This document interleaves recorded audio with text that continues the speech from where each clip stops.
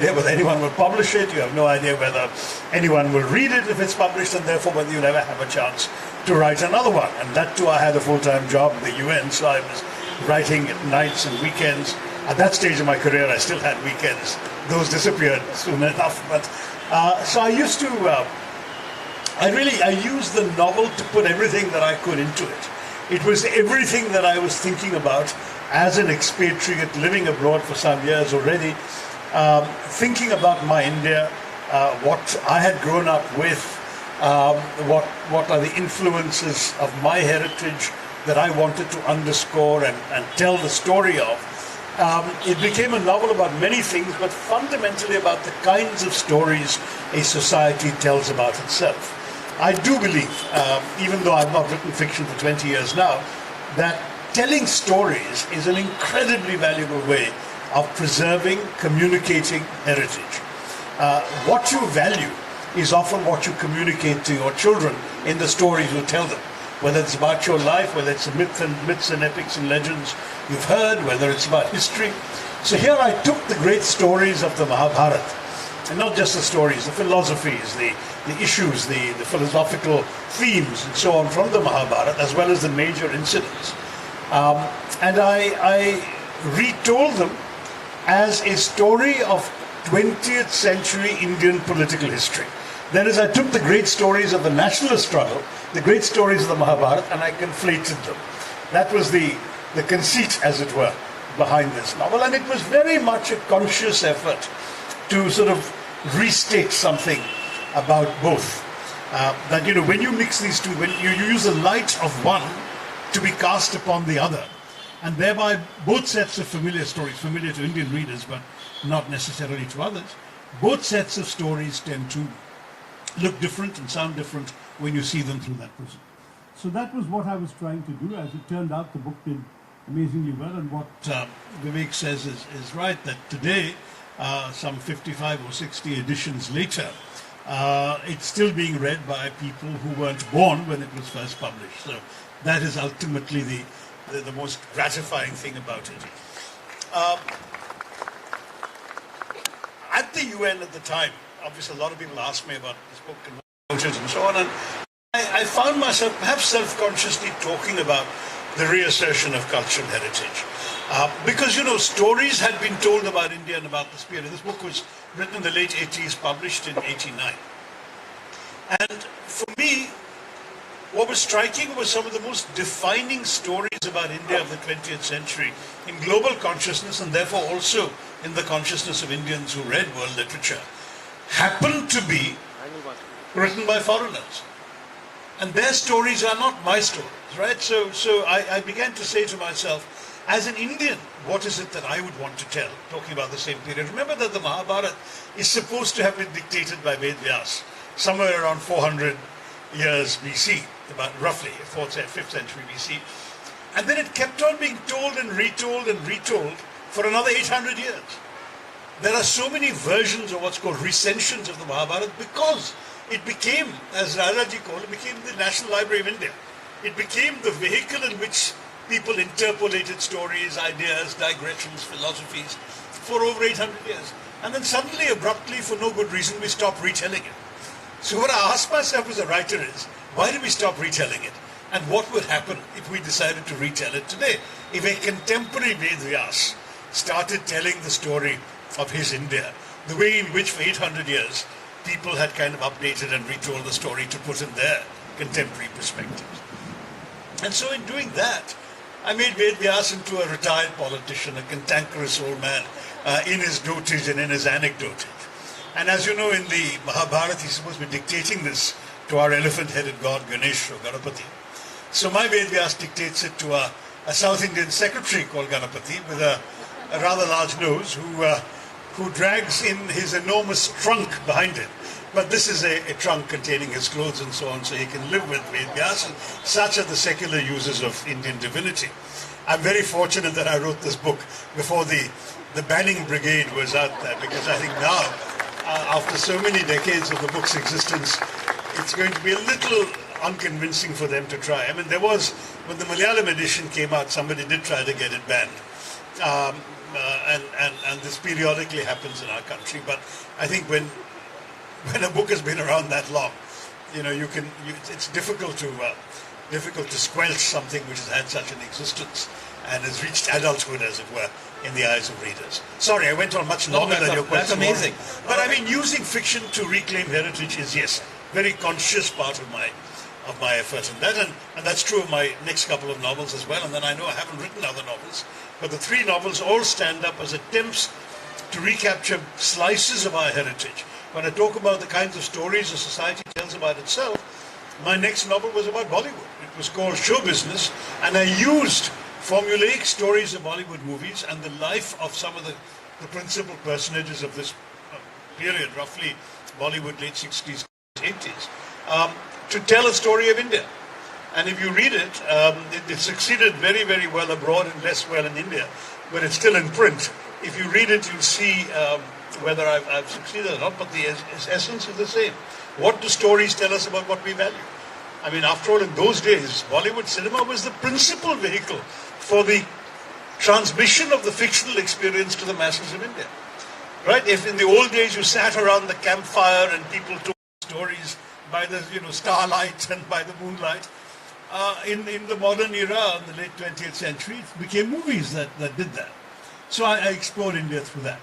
And so on, and then the third novel, Riot, was not a satirical novel, the first two were, and that was actually about the whole question of how we reinvent myth and history. It was about the Ram Janmabhoomi crisis, and it was set around an actual riot. An IAS officer friend of mine had given me his notes of a riot he was involved in, so I had a lot of verisimilitude there, and I took his notes with his consent, as I've acknowledged in the book, and invented a novel about a riot that happens in a fictional town at the time of the so-called Ram Sheelan Pujas that were being conducted in the late 80s to bake bricks and bring them to Ayodhya to build a temple. We all know that is happening. At the time the novel was written, I had no idea what happened. 6 months after the novel was published in September of 2001, or not 6 months, 4 or 5 months later, we had the Gujarat riots. And there was this kind of eerie sense. I started getting messages of people saying, "How did you know?" And I didn't. It unfortunately was just part of the reality of the story of India. That too, sadly, is part of our heritage. Dr. Tharoor, particularly in your first book, but also the other things you mentioned here, there's this marvelous thing that goes actually to the core of what's attractive about India to people like myself. Playfulness, pluralism, the ability, multiplicity of approaches to telling this, even the bigger stories. Here in Goa, this is constantly in mind, obviously, because it is now a small state at the margins of a giant polity. And some of the complexity of our own history seems to be inconvenient. And very often the stories we are told about Goa do not necessarily jive or go along with the kind of stories that we tell about ourselves. This festival is an attempt actually to reclaim some of those spaces and tell the story of the Goans, not just culturally from the past and historical terms, but also looking forward. It's a very attractive idea of India, if you ask me, that we have here in Goa, where we're continually being imposed, other ideas are being imposed. I would like the rest of India to be a bit more like Goa. What do you think about that idea? I agree totally. I'd love the rest of India to be more like Goa. I mean, I hope Goa isn't changing away from what you are. Starting on time is a welcome departure, but other kinds of departures are also being prefigured. I mean, the difficulty for a small state is the ability to resist the encroachment of the national trends that sweep the rest of the country. Intolerance being one of them. When I came here some months ago to campaign for the last assembly elections, I was fascinated to hear the story of a church that had been built on a destroyed temple site. And it was a site to one of the three goddesses revered in that part of Goa. And I asked her what happened. And Hindu Goans told me, no problem, we go to the church as the Virgin Mary worshipped in that church is for us our third goddess. And so it seemed fascinating to me the way in which one had been able to absorb both the Hindu legend and the or belief and faith with the Christian that had tried to supplant it and make it one integrated, seamless whole.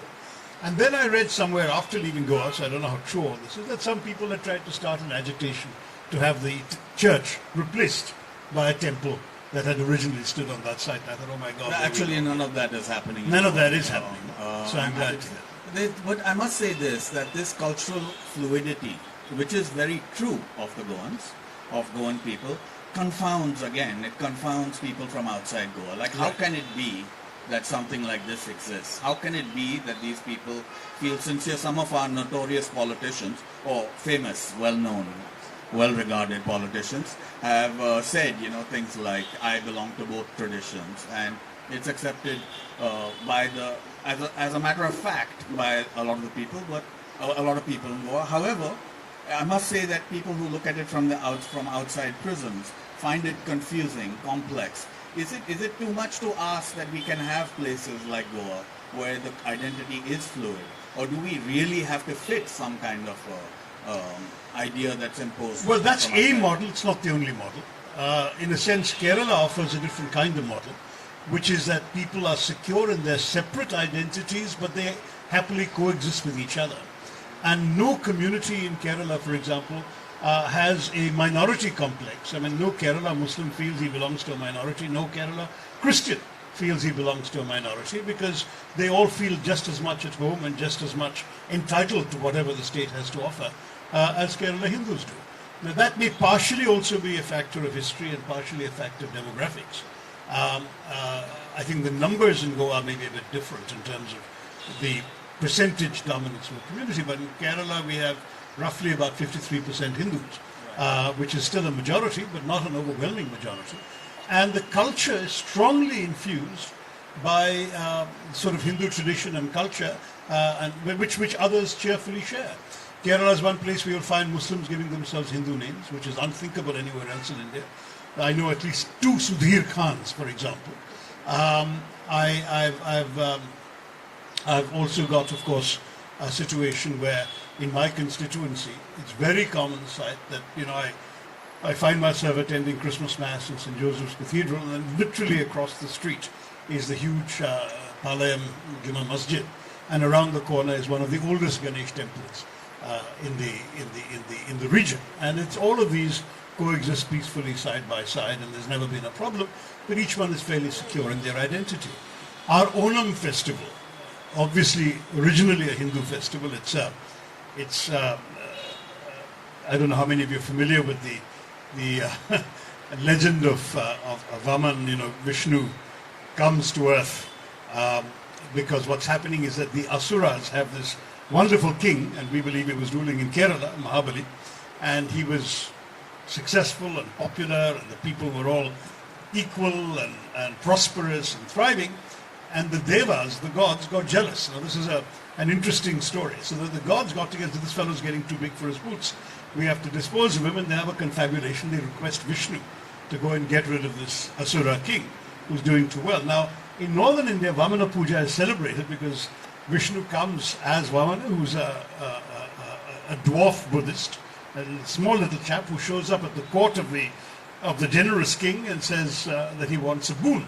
And the king says, what do you want? And Vaman says, all right, I just want 3 paces of land so I can build a house and live in peace. And the king said, you're a small chap, what can you do with 3 paces of land? I'll give you more. And Vaman says, no, all I need is 3 paces of land. So Mahabali says, you may have it. And promptly, Vishnu, of course, grows to this gigantic size. With 1 step, he covers the earth, and in the 2nd step, he covers the heavens, and then he turns to Mahabali and says, where do I take my 3rd step? And Mahabali, realizing he's in the presence of Vishnu, bows his head and says, here. And Vishnu puts his foot on the head of Mahabali and drives him to the netherworld. And this is what is celebrated in North India as Vamana Puja. Now in Kerala, the story is that Mahabali, being such a good and great king, Vishnu says to him before pushing him to the netherworld, I will give you 1 boon. And Mahabali says, I just want to come back to earth once a year to see how my people are getting along. And Vishnu says, granted. And that 1 time a year is Onam, when Mahabali returns to Kerala to see if his people are prospering and thriving and equal and all of these things.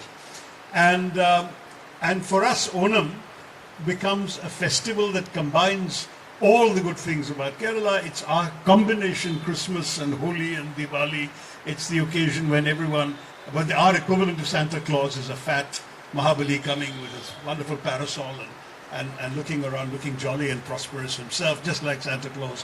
It's also the time when people, give gifts of new clothes, have grand feasts of sadhyas and so on. And what's striking is all three communities in Kerala celebrate it.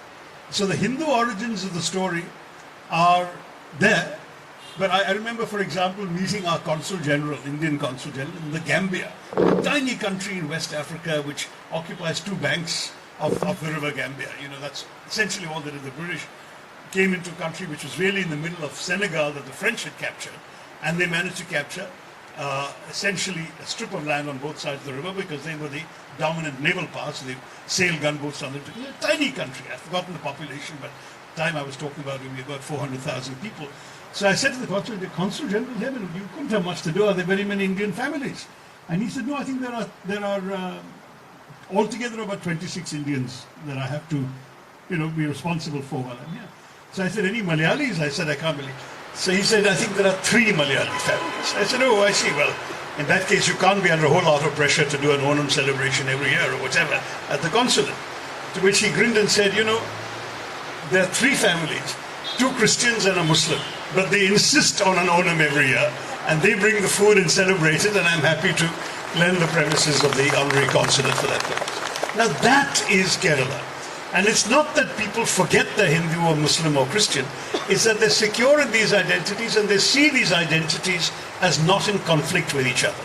But they don't blend in that sense. Okay, so you have the unifying force of the language, so all communities dress alike. Well, now in the last 25 years, there has been 25, 30 years with the strong Gulf influence, there has been some change in the way in which Muslim women are expected to dress. But say, when I was growing up, you couldn't tell anyone apart in Kerala from the way they spoke, the way they dressed, what they ate. It was essentially a seamless culture. So that was where the blending was. But in terms of religious identity, heritage issues, they were conscious of their separateness, but they all coexisted. That's the second model. So the Goan model, blending together, and the Kerala model of pluralism. But both, I think, are far better than any model in which one tries to assert their dominance over others, or one tries to refuse to accept the legitimacy of the others, which is what we're seeing in some parts of it. Politics of grievance. That's right. Thank you so much. Thank you so much for that. We should all be like Kerala, actually. Every time I go down there, I'm very envious of and many we often say we should, be like Goa. We form an alliance. Yes. The Kerala Goa Heritage Alliance. Malabar Konkan Alliance has existed for a long time, actually. Most of you are familiar with Dr. Tharoor as the political figure, very larger than life political figure we have in India, and we're very lucky to have him. But for many, many, many years, he was at the United Nations, where he finally retired as Under Secretary General after a very valiant campaign to be the Secretary General of the United Nations. I wanted to ask you, because this is a question on my mind a lot. I also spent some time in the US at that time, and I recall you on the stage, the international stage, very well. India seems to me to have the kind of the position of India in the global imaginary has changed so much, so dramatically since the 1980s, the 1990s, and I wouldn't credit it. My personal feeling is I credit it to the people of India rather than any political arrangement. I mean, when we talk about many of the good things in India, they happen, as we know, despite the government.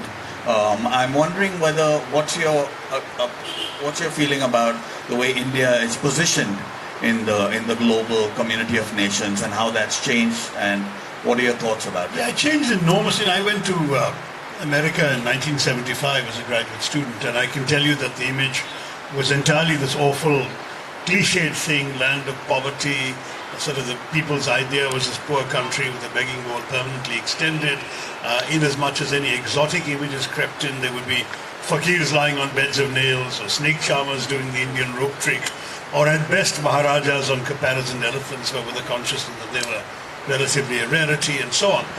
And from there, the transformation has been astonishing, right? So by the turn of the millennium, you had the Indian software revolution, and suddenly everyone began to think of Indians as computer geeks. I remember being accosted in an airport at Schiphol in Amsterdam by an anxiously perspiring European saying, "Oh, you're Indian, can you help me fix my laptop?" The assumption was that any Indian had to be a software wizard or a computer geek or whatever, and that suddenly was one You probably could do it, though. No, I didn't. I'm a history major, Vivek, but the truth is that of course, Y2K is what did that for us. That whole fear that all the computers in the world would crash when, the 2 digits that they were programmed with suddenly changed completely to 00, that all the computers would crash, and suddenly we had a massive demand for Indians writing code to overcome that problem, and that's when India's software revolution really took off. That and the fact that fiber optic cable had been laid in the second half of the 90s that we could exploit to do this work.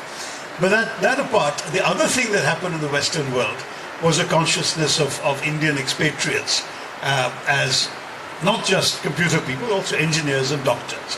And that also changed perceptions. I remember some years, the first decade of the century still, the Americans had a pilot, when you start a television show, a series, the first time you float something called a pilot and see how the public likes it, and then you commission the rest of the series and so on. So there was this thing about an emergency room called ER. It later became the most popular show, #1 for many, many years. But when the pilot was floated, it got massively panned by the critics, because who's ever heard of a show about an emergency room in an American hospital without an Indian doctor? So they literally had to rewrite the scripts to feature an Indian doctor. The part was landed by this girl who played the Indian footballer in Bend It Like Beckham, something Nagra, Parvinder Nagra, I think her name is. And she then became a star of the show as the Indian doctor that you had to have to lend credibility and verisimilitude to the show. So this kind of thing, so Indians from being beggars and begging bowls and fakirs and snake charmers were suddenly doctors, engineers, software gurus and so on. I mean, you've seen the geeky character in that other popular sitcom. What's it called? The one with the 4 or 5 nerds. The Big Bang Theory, there you are. So typically the Indian had to be the nerdy science type, engineer type, whiz kid. And that's the sort of image now that is dominated. So that is very much the people of India. The other thing in popular imagination is Bollywood. And the popularity of Indian cinema. And that's worked particularly in the developing countries. We shouldn't think of India's imagination only in terms of the West, but say in the developing world, our films and our TV shows were traumatic. I mean, I remember hearing from an Indian diplomat in Damascus in the 80s, early 90s, who said that it was a very, very controlled dictatorship. And he said the only portraits you could see in Syria that were as large as that of the then dictator Hafiz al-Assad were those of Amitabh Bachchan. And you hear similar stories about the popularity of Shah Rukh Khan, or in Afghanistan, at the time when the Taliban were rising and coming to power, the one thing that kept Indian soft power alive in Afghanistan was the popularity of our soap opera, Kyunki Saas Bhi Kabhi Bahu Thi. So, I mean, all of these things, you connect to people at different levels, and that too became part of it. Then you've got things like Indian cuisine, which spread everywhere. I remember going to some remote place in Australian wine country, sort of one street town with only one restaurant, and that restaurant was an Indian restaurant. It's this kind of thing. Or Indian fashion, of course, is increasingly, that's always a rarefied world, but it's becoming very successful. Yoga and Ayurveda have caught on. I remember as a minister calling upon the president of Colombia, and the one thing he wanted was more Ayurvedic clinics in his country. And he was very serious about it. He himself believed in Ayurveda and yoga and so on. And this is President Uribe. So you've got all of these things which suddenly have given us a soft power that has almost nothing to do with any conscious efforts of propaganda or publicity or leverage by the government. So heritage is not just what you can actively promote. It's also, frankly, what people perceive you to be, whether you want to be perceived that way or not. Now, those are good things, great, but they can also be bad things. And nowadays, we are getting some negative press because of some of the negative developments in our own polity, the growth of intolerance, of Islamophobia, and so on, is being noticed. I remember I was traveling in the Gulf for the UN in 2004, and I went to 4 or 5 countries. And in each place, the senior ministers and bureaucrats I met were just full of gushing admiration for the fact that India had just had an election, which had been won by a woman political leader of Catholic faith and Italian background, who then made way for a Sikh to be sworn in as Prime Minister by a Muslim president in a country 81% Hindu. And they were just astonished, and I kept telling them, look, this is not to impress you guys, this is India being itself. I wonder whether we could still tell that story today. Today Britain can talk that way about Rishi Sunak and the Mayor of London and so on, and look at us. Well, we're meant to talk about other things a little bit, but I must say, earlier this year we met at Raisina Dialogue in New Delhi, where you had all these foreign ministers come in, and I must say it was great to see you there. People may not realize Indian foreign policy establishment is sophisticated and includes you as part of its forward-looking face all the time, which is very encouraging to see this kind of a bipartisan approach a little bit to foreign policy. Not so much anymore. I was chairman of the Foreign Affairs Committee of Parliament, but I was defenestrated from that position by the ruling party, which preferred, for the first time in the history of parliamentary committees, to have external affairs headed by one of its own members. Well, I wanted to lead to a question, which is that at that Raisina Dialogue, I was quite impressed to see, we are used to Indian soft power, I was quite impressed to see there seems to be a hard power element going along with it. Whether or not because of political changes outside India, there seems to be a kind of a growing sense of allyship with India at the highest level, which is quite unusual. It's not something we saw, 30 years ago, let's say. Yeah, first of all, on soft and hard power is military muscle and economic clout. And those are also important because soft power without any hard power is an admission of weakness. And hard power without soft power is a confession of bullying. You need both. Hillary Clinton used to talk about smart power, and that's not a bad way of seeing it. We need both, and by and large, in our own region, we've tried to have both. And throughout, it's not one government, it's been there for all governments. But when Vivek says what he's saying, I would only caution about the use of the word allyship, because we in Delhi are still very allergic to the word ally. We have partners, we don't have allies, because having spent 200 years with a foreign country deciding what India would say on the world stage, etc., one of the things that our independence generation insisted upon was when they came to power, Indians should decide what stand India would take. So we refused to join any alliance, and that's how non-alignment was born. Now you could argue that today there's no one to be non-aligned between, though now increasingly with the rise of China, you could argue that that would now be the new non-alignment, is not choosing side between India and China. But there I'm personally skeptical of being non-aligned because the Chinese are sitting on our borders and in fact moving into them. So it's difficult to kind of say you're non-aligned when you've got a rather aggressive and hostile neighbor that decides that they want to take over bits and pieces of what you have. So for that reason, the argument is true, but that's a different conversation, nothing to do with heritage, which you and I are talking about. But I will say that therefore, yes, the need to sort of reinforce our hard power capacities while keeping on talking about our soft power is important. And I think that the government and the ruling establishment sees that. That's wonderful. Dr. Tharoor is the author of 24 books. You will find many of them available here, and perhaps after a little bit you can maybe get some of them signed. I have the latest one, which is on Ambedkar. And I was intrigued. I'd like to spend a minute or two on that because it seems to me the relevance of Babasaheb Ambedkar is growing in the kind of world that we live in today, because many of the fault lines which have started to develop in society were accurately diagnosed by Babasaheb Ambedkar a long time ago. And I appreciated the book a lot. Your dedication is very lovely. It says, to the people of India to whom Ambedkar gave so much that we are yet to fully appreciate. Would you mind elaborating on that? Perhaps not at book length, but... That's right. I mean, the whole book is about that in many ways. But yeah, I think there's a tendency to see him principally as a Dalit leader, and he was the principal Dalit leader of the country throughout his lifetime.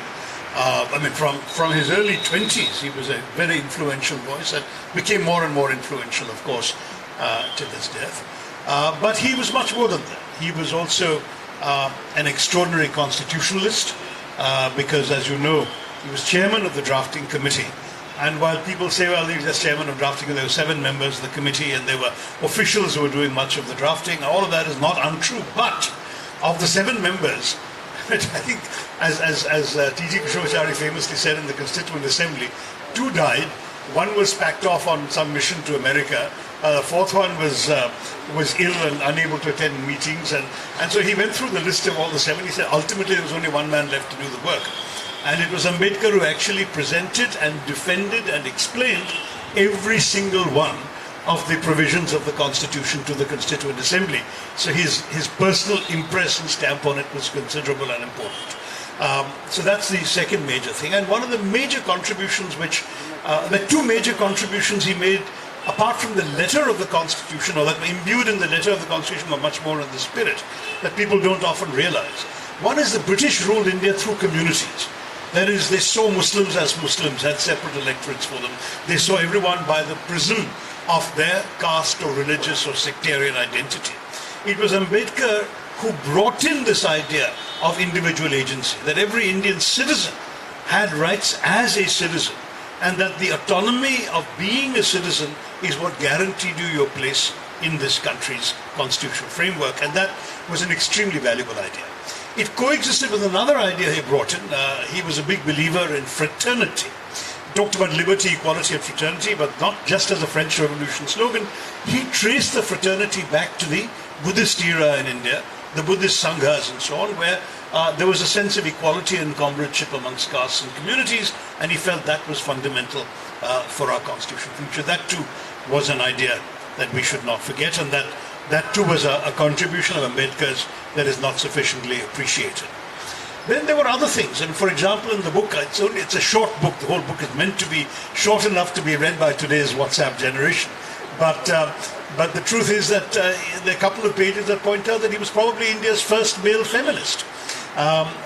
Way back in 20s, 30s, 40s, he made speeches, including to women audiences, that today would be considered progressive for a male politician to say. He urged women not to allow themselves to be forced into marriage. He urged them to delay marriage, to delay childbirth. He urged them to stand up to their husbands as equals. As a legislator in the Bombay Legislative Assembly in those days, he fought for equal wages for women workers. He fought for the rights of women laborers. He even introduced a bill that would give women access to birth control, which of course was shot down by the traditionalists and conservatives of the Assembly. But it's quite remarkable, the feminist thinking of this man 80, 90 years ago. And that too is something we need to be aware of. Then I've summarized briefly his thoughts on Pakistan, his ideas on linguistic states.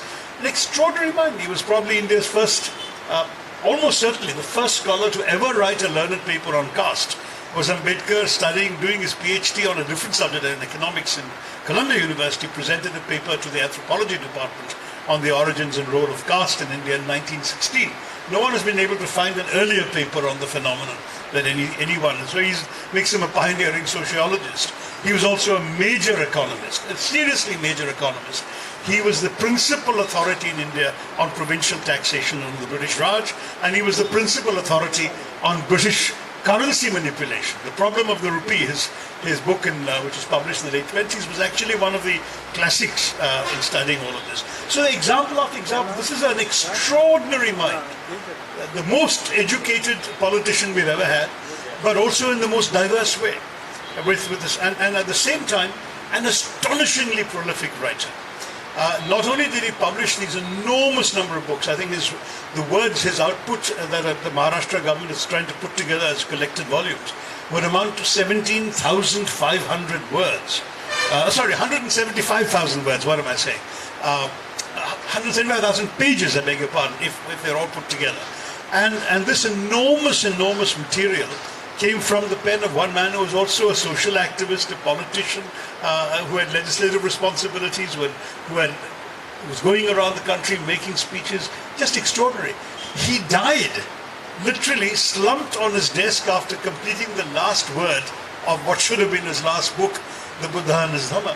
He wrote the last word, and the pen was still on the page, and his head slumped onto the page, and he was found in the morning at his desk having died writing, which is an amazing visual image of this great writer as well. But he was the only man who continued publishing books after death, because they found more and more material amongst the papers on his desk, an unfinished memoir, Waiting for a Visa it was called. There was another collection of some of his essays on issues.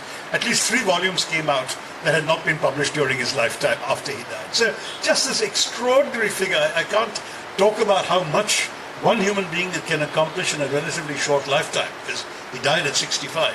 Ambedkar did it all. So I think there's a lot to appreciate in this. Amazing. And I must say, looking out, look at this audience that I was going to hold it inside. You were going to hold it inside. I think that wouldn't have been wise looking.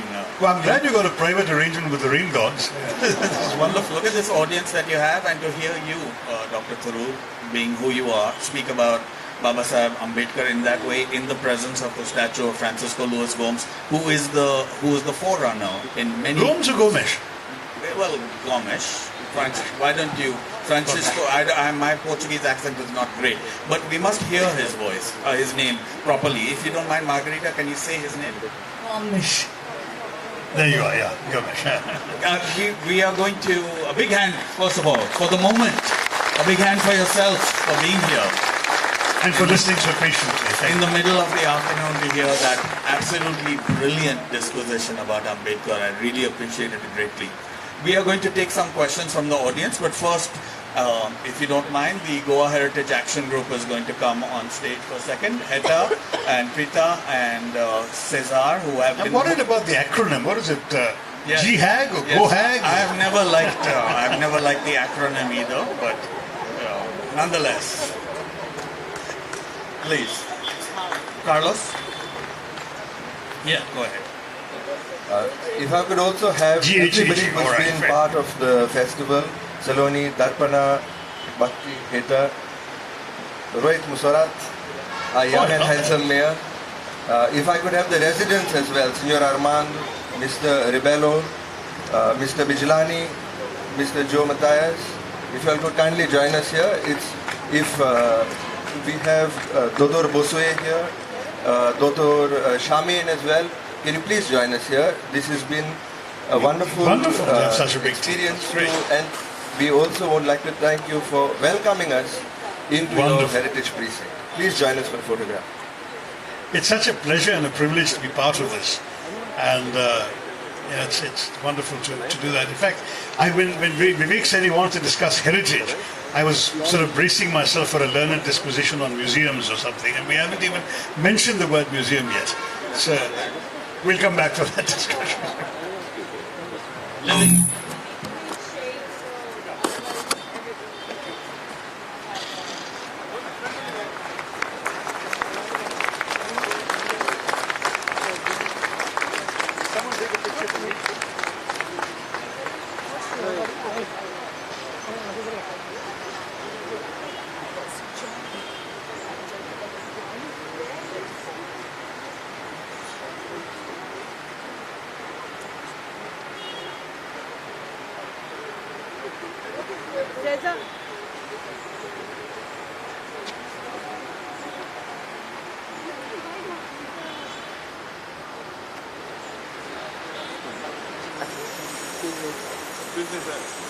Excuse me, please just come behind.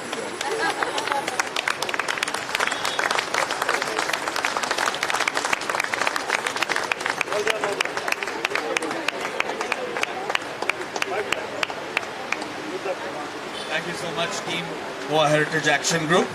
We will take some questions from the audience. Dr. Tharoor, we haven't talked about museums. There is one. We have a few. There is a very beautiful one just up the river in Old Goa. It's called the Museum of Christian Art, and we have. How are the footfalls? I mean, I was a bit horrified to discover, for example, when I was doing a piece on museums myself some years ago. Well, not that many years ago. That between 2016 and 18, so 3 years before COVID, the National Museum in Delhi had a total of 5.5 lakh visitors. Total in 3 years. Okay, whereas the Metropolitan Museum in New York get 70 lakh or 7 million every year. So that's the kind of difference. There's something seriously wrong with our cultural sort of our attempts to preserve cultural heritage through museums, if that's all we're able to attract in terms of people. And it's partially perhaps because we don't do a good enough job of showcasing what we have to offer. I think, it's a kind of a cliche, but we suffer in India from too much culture, right? I mean, we have, just here we have so many national stories within a country. And in Goa, it is the case. Look at this very large amount of very healthy, respectable audience we have for Dr. Shashi Tharoor. In the evening, when there's music playing and there's food and drink, it'll be 3 times this amount. So there's something to be said about. I should have learned the guitar. Yes. A song perhaps, Dr. Tharoor. No, eavesdrop in the bathroom and you'll get it. We have one more present for you. One of the parts of the festival is the revival and the appreciation of Kunbi fabric. Can you bring the jacket now, please? So we have a stall here selling Kunbi clothes. Kunbi is the tribal weave, and she has a jacket for you, knowing your penchant for jackets. You may have underestimated how overweight I've become. That looks great. Thank you. Sorry.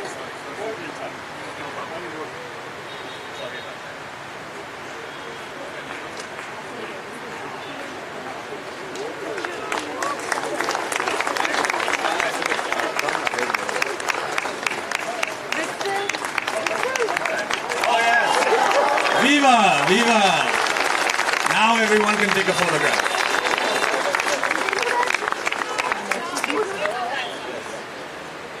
Yes, we're going to ask questions in a second.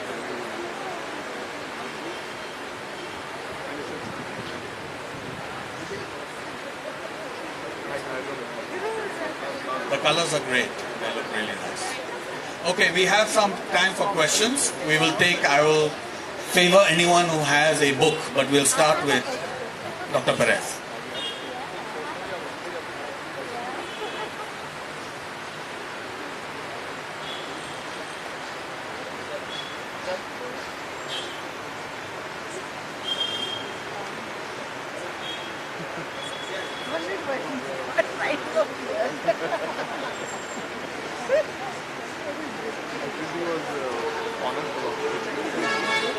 Yeah, so somebody was asking a question, I think, yeah? Or was it here? Sorry. Was it? Okay, thank you, Professor Tharoor, for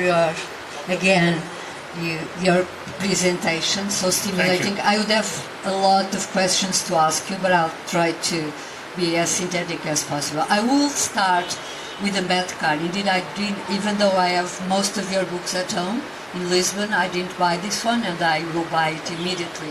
But exactly for my PhD, I lived in a village of Gujarat, and at that time, I mean, in the last part of the 20th century, Ambedkar was not known.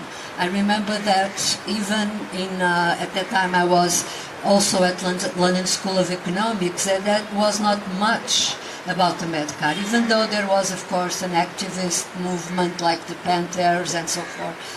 What is for you the turning point that made now Ambedkar famous all over the world, even though sometimes without the data that you just mentioned and made him such a great, not only politician, but I would say humanist? That is one question. Well, as I have many, but I would like to ask you another one.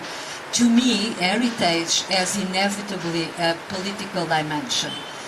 When I compare Goa to Diu is under a severe destruction because it has no economic potential to the government, as opposed to Goa that became now a touristical destination.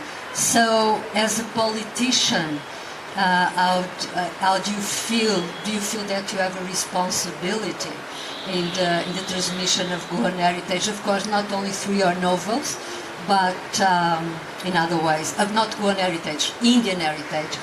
Because now, indeed, all over Europe, and especially after the Ukrainian war, the image of India is dominantly about hard power, or smart power.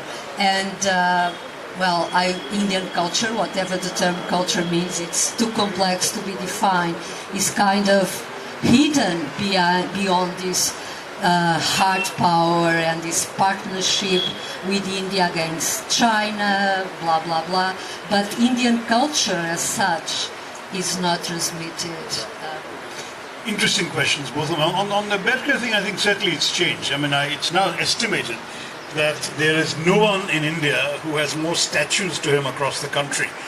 Possibly Mahatma Gandhi, and even that's debatable. So there is apparently no village in India without an Ambedkar statue.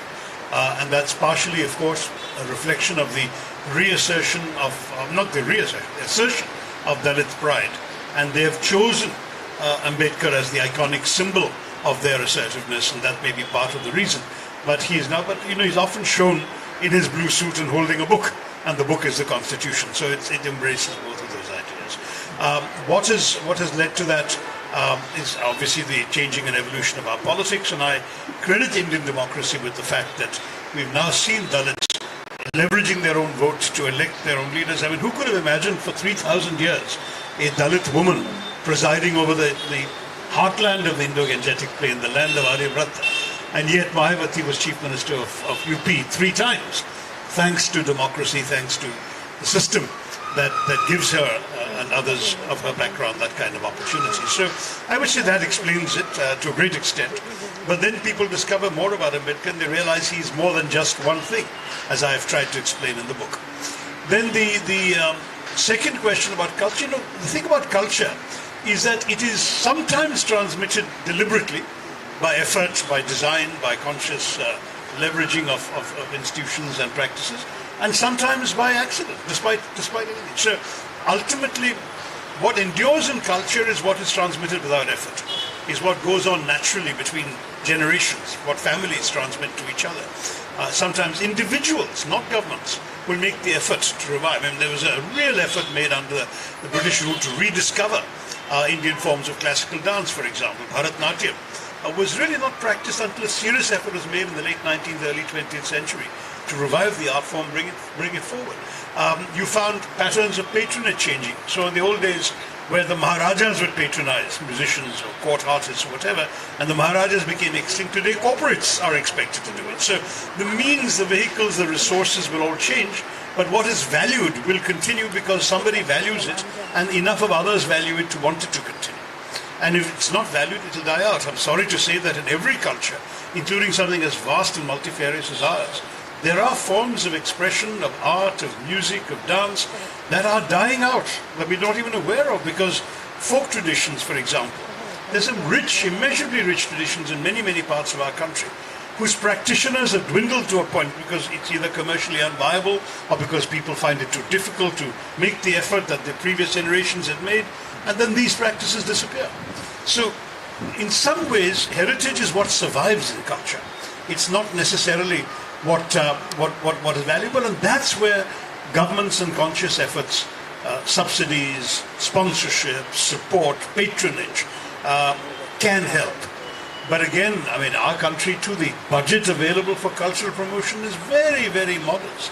And certainly the central government's Ministry of Culture budget has been slashed in real terms year after year after year. I mean, once you factor in inflation, we have less money available today than for cultural promotion and for cultural support and for supporting artists, practitioners in their old age and so on.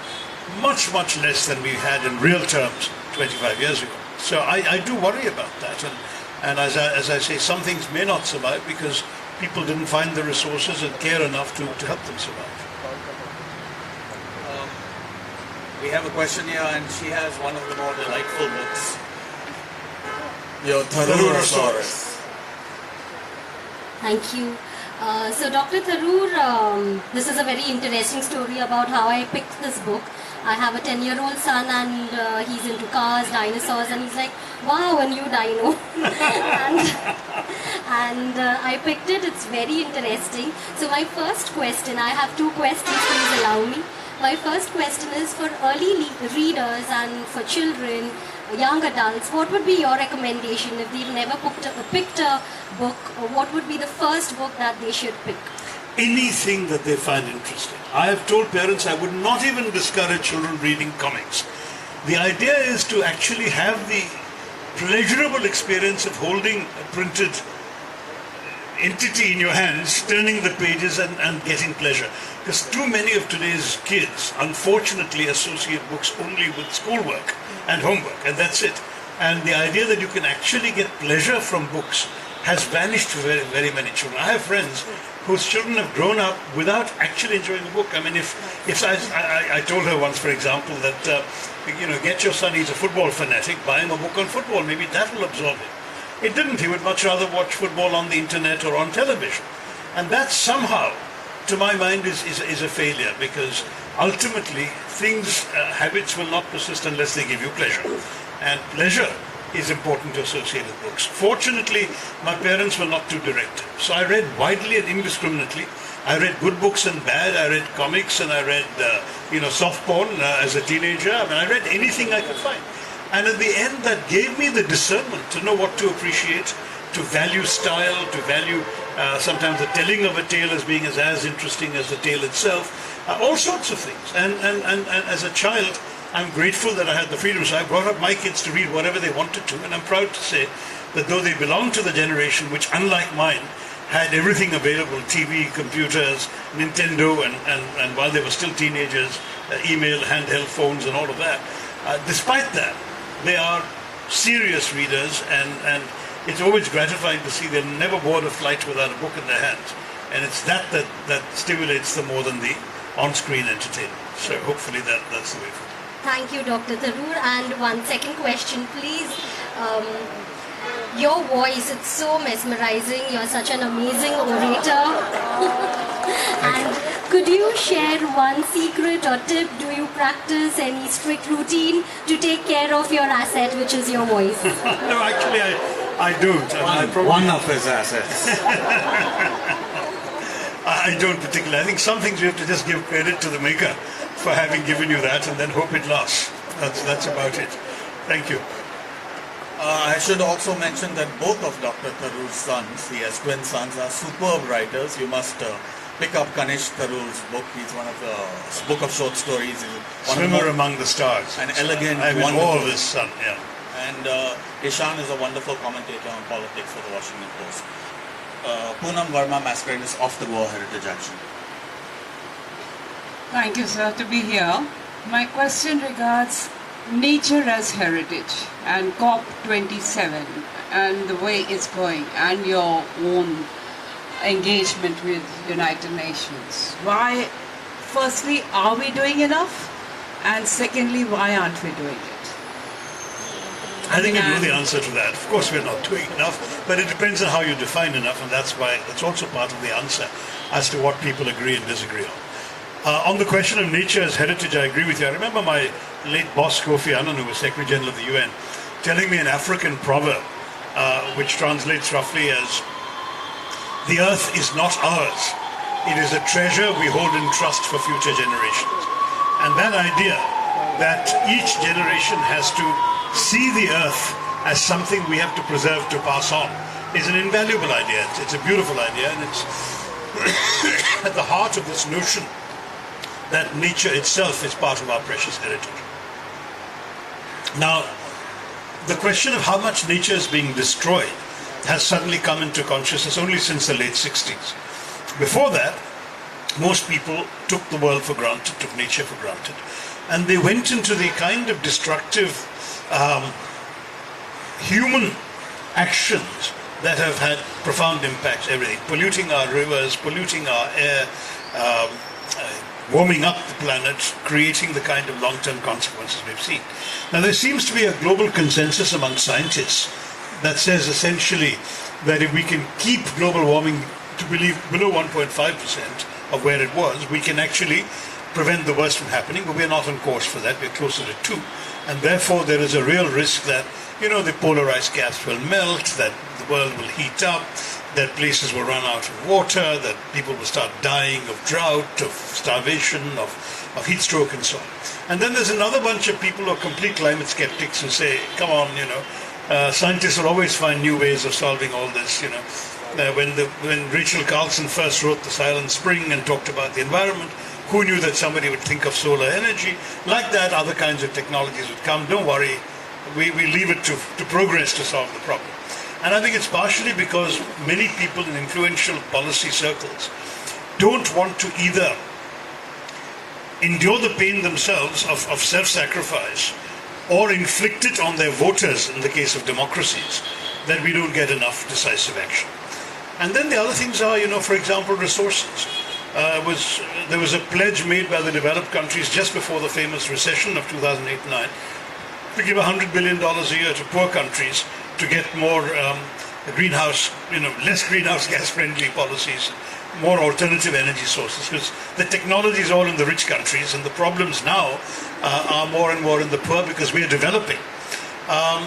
And the truth is that they don't want to do that. They don't want to transfer the technology cheaply, and they don't want to give you the $100 billion. In fact, they never have, and now the pledge has been revised to something like 50, but even that 50 is not coming, and so on and so forth. So the other problem we have is that if you take a country like India, still about 400 million people in our country, somewhere between 350 and 400 million, cannot take for granted what every Australian or Austrian or Icelandic or American or whatever can take for granted, which is to flick a switch on a wall and have your room bathed in light. You don't have that in many places in India. Even when the government boasts of rural electrification, it means there is one connection in a village. It doesn't mean that every household has electricity, and they don't. So if you really look at the number of people, now, for the government then to say we are going to stop, for example, coal-fired thermal plants, energy plants or power plants, is not possible, because you can't give electricity to all these people who are clamoring for it, and part of development is giving them right to do that. So when you do that, you will pollute the air, you will start warming up the climate, etc. Yes, the government has made ambitious promises on solar energy, but we are far from on course to fulfill the commitments we made in Paris, which involved certain targets by 2025, which we're now nowhere on track to achieve. So these are all challenges. How do we suddenly tell people, no, you can't have electricity because we have a commitment not to warm the planet? And these in democracies are also difficult things for democratic politicians to choose to do. We feel that the West has a particular responsibility because they spent 150 years of their industrial revolution destroying the planet's ecosystem for their growth and development, and now they've achieved what they want everyone else to restrict themselves. So we say, I'm sorry, it doesn't work that way. We also would like some of what you take for granted, basic electricity and all of these conveniences. So you have to also share the burden with us, give us the resources, give us the technology, help us to overcome it. That struggle goes on in every international conference and every COP, 27 of them so far, but it's not going to be solved so easily. Dr. Tharoor, my question flows from the point that has just been spoken about, and that is related to Goa itself.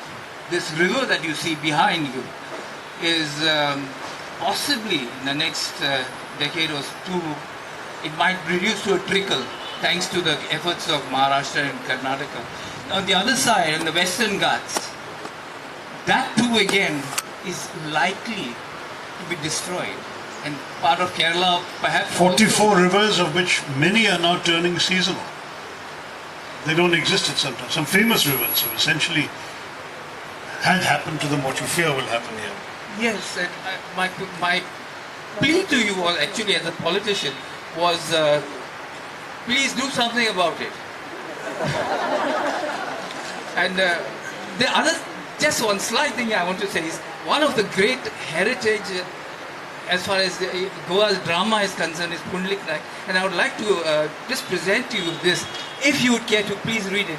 These are translated works of his by his greatest plays. Pundarik Naik's greatest plays. Hopefully you'll comment on them to me when it's done. This is in draft. Thank you very much. Much appreciated. Thank you. Augusto Pinto has done invaluable work in the translation of our Konkani heritage. Pundarik Naik is a superb playwright. I'm very grateful to Augusto for bringing it into English, and this is not the finished copy, but I hope it will be published soon. That's wonderful. I'm going to play the short answer to your question, frankly, I'll do what I can, but honestly, politicians are not the entire answer. The people are. Politicians pass laws and people just don't bother to implement them. Okay, there are so many laws on the books, for example, about rainwater harvesting. No one does it.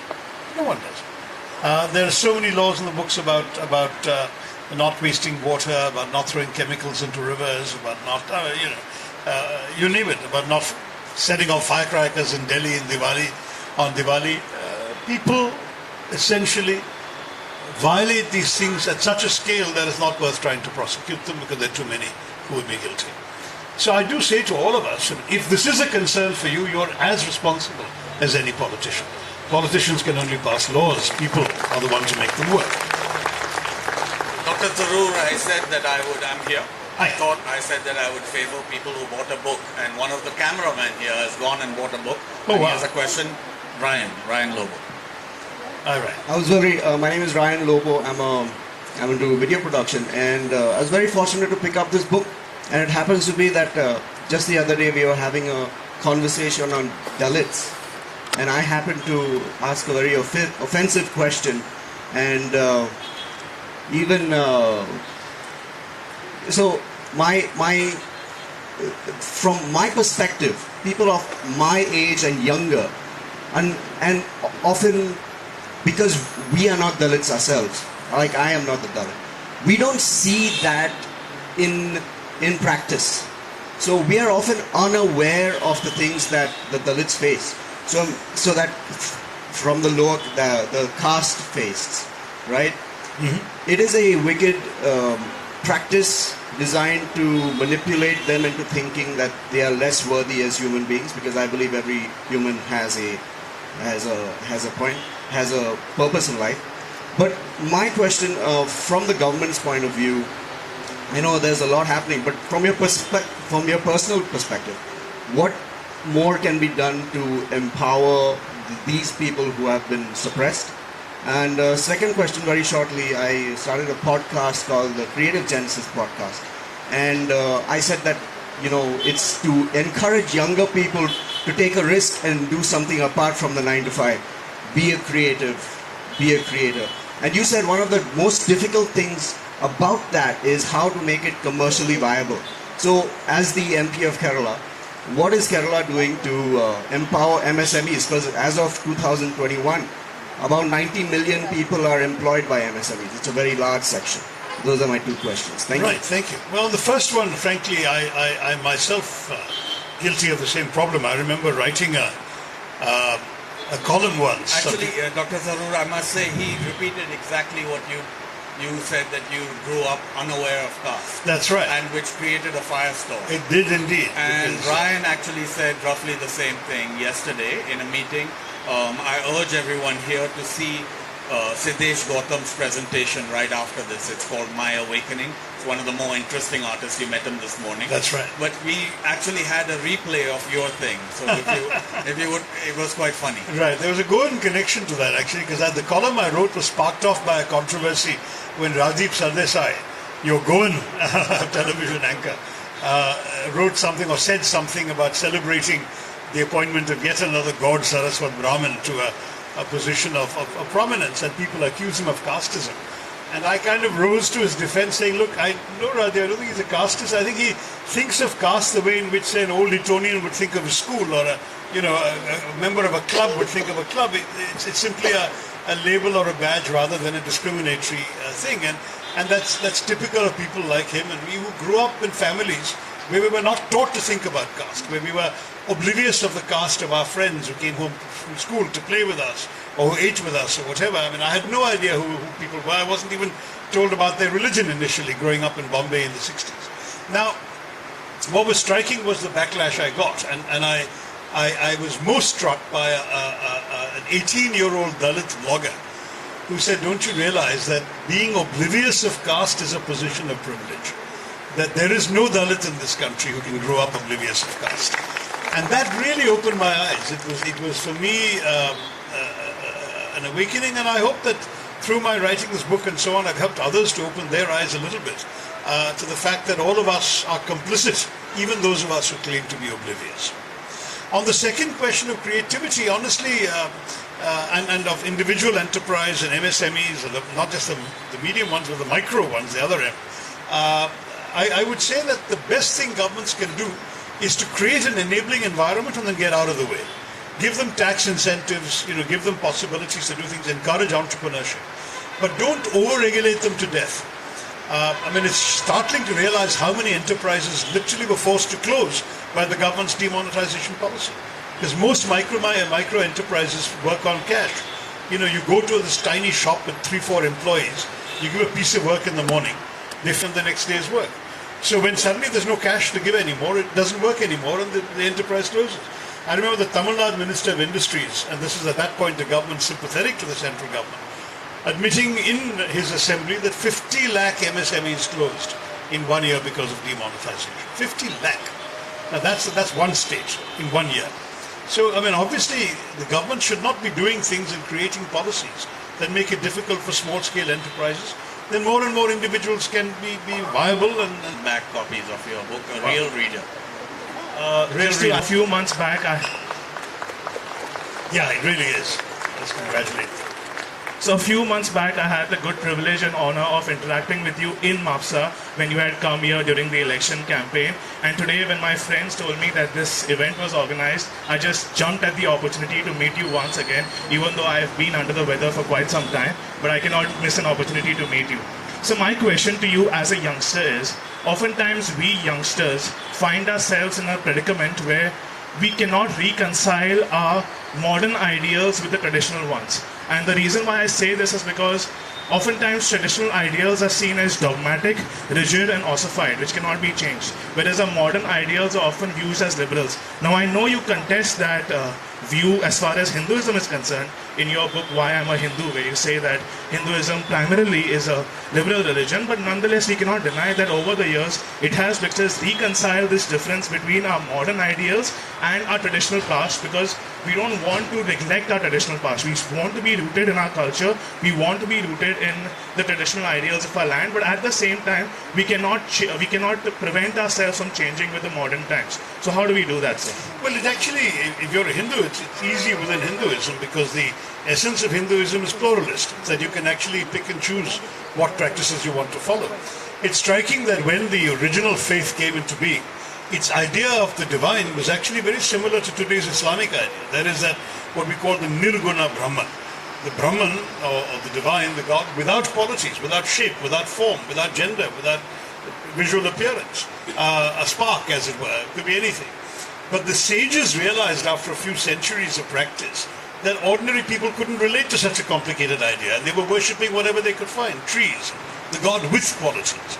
And then what do they do with that? They said, since nobody really knows what the Brahman is actually like, and in our awareness there is no form, shape, smell, etc., human beings are free to imagine God as they wish. Imagine God as a bleeding man suffering on a cross. That's fine too. Literally all forms of belief are equally valid to the believing Hindu. And therefore that gives you the freedom to choose what you want and still consider yourself within the mainstream of the faith.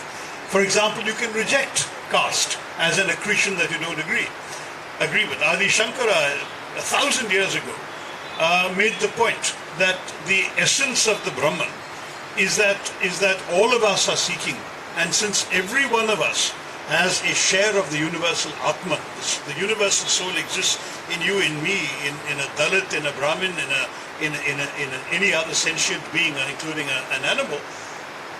Therefore, all living beings are equal, and therefore the idea of discrimination on the basis of caste immediately falls by the wayside. Now, you can choose that interpretation and reject casteism.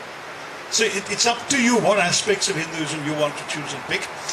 It's also richly full of myths, legends, teachings, philosophies, many of which contradict each other. There's an entire school of Hindu philosophy which is atheist, which believes you cannot establish the existence of a God. Real things that you can touch and use and feel. So there's so much there you can do. He said in Chicago, when he was again trying to revive this faith and give it an international understanding, here and learn that tolerance is a virtue, right? That a tolerant king is a good guy. He's essentially implying that tolerance is a very patronizing idea, because one way of not only coexisting with other faiths, but living in a diverse and multiple and pluralist society as we do in India. I think we'll have to wrap up. Yes. Thank you so much. Thank you all so much. We've run well over time. Thank you all. It's been a wonderful. Really appreciate it. Dr. Tharoor is literally rushing off to the airport. He